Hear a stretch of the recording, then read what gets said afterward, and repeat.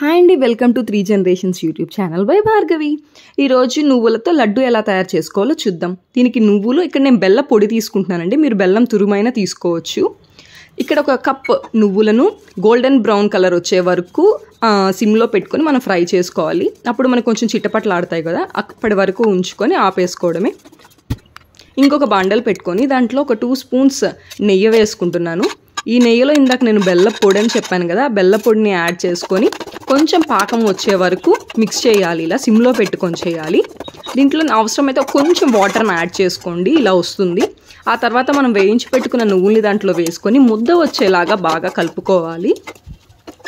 అలా వచ్చిన తర్వాత దీనిని నేను నెయ్యి రాసుకున్న ప్లేట్లోకి తీసుకుంటున్నాను. నెయ్యి రాసుకున్న ప్లేట్లోకి తీసుకొని చిన్న చిన్న బాల్స్గా తయారు చేసుకుంటే ఎంతో హెల్తీ అండ్ టేస్టీ అయిన నువ్వుల లడ్డూలు మనకి రెడీ అవుతాయండి. ఇవి చాలా టేస్ట్గా ఉంటాయండి, సింపుల్.